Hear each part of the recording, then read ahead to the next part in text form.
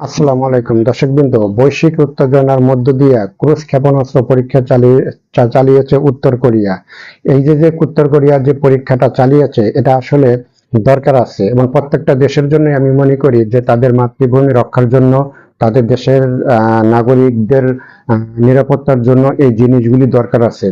কিছু শক্তিশালী দেশ আছে, তারা আসলে দুর্বল দেশের উপরে আইসা এমন ভাবে আক্রমণ চালায় যে আক্রমণ চালাতে চালাতে ওই দেশের মানুষের মাথায় উঠে তারা আসলে নাচা শুরু করে দেয়।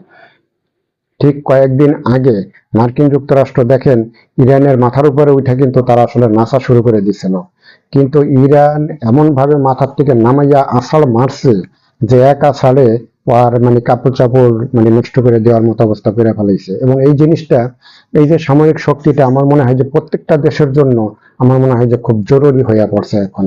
কারণ নাহলে শক্তিশালী দেশগুলি ওই দেশগুলির ভালো থাকতে দিবে না, ওই দেশগুলির কোনোভাবেই ভালো থাকতে দিবে না।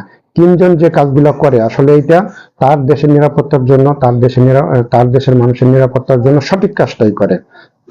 কিম জং এর মতো নেতা প্রত্যেকটা দেশেই থাকা উচিত।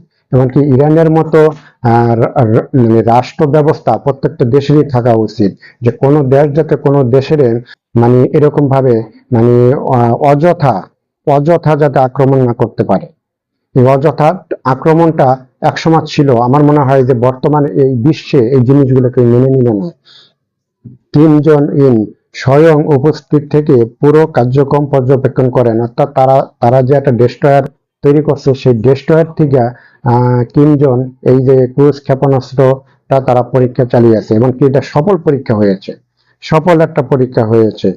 4ই মার্চ উত্তর কোরিয়ার পশ্চিম উপকূলে অবস্থিত ম্যাপো শিপওয়ার্ড থেকে চো হিওন নামের নতুন এই ডেস্ট্রয়ার জাহাজে আনুষ্ঠানিক যাত্রা শুরু করেন। উত্তর কোরিয়ার সরকারি সংবাদ মাধ্যমে কেসিএন জানিয়েছেন, দেশটির নৌবাহিনীর নিজস্ব প্রযুক্তিতে নির্মিত প্রায় 500 টন ওজনের এই জাহাজ থেকে ক্রুজ ক্ষেপণাস্ত্রটি উৎক্ষেপণ করা হয়েছে। খুব এই জিনিসটা আসলে তাদের জন্য দরকার ছিল। কিম জন আরো যে কথাগুলো তিনি বলেছেন, এই কথাগুলো আসলে খুবই মারাত্মক তাদের দেশের সামরিক বাহিনীর জন্য। জাহাজটি উদ্বোধন অনুষ্ঠানে বক্তব্য দিতে গিয়ে কিম জন উন বলেন, অচিরেই তাদের নৌবাহিনীর পানির নিচ থেকে এবং সমুদ্র পৃষ্ঠ থেকে আঘাত আনার সক্ষমতা অর্জন করবে, পাশাপাশি নৌবাহিনীকে পারমাণবিক অস্ত্র সজ্জিত করা হবে। ভালো, খুব ভালো।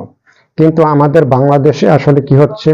আমাদের বাংলাদেশে একটা হচ্ছে যে রেজওয়ানা চৌধুরী তিনি বলেই দিয়েছেন যে আমরা আসলে কি ইঞ্জিনিয়ারিং করেছি, ইঞ্জিনিয়ারিং করে তাদেরকে আসলে আমরা হারিয়ে দিয়েছি। রেজওয়ানা চৌধুরীর বক্তব্যটা আসলে সারা বাংলাদেশের মানুষের উপরে এমন একটা আঘাত পড়েছে যে কি বলবো। শুধু দর্শকবৃন্দ ভালো থাকবেন, সুস্থ থাকবেন। আসসালামু আলাইকুম।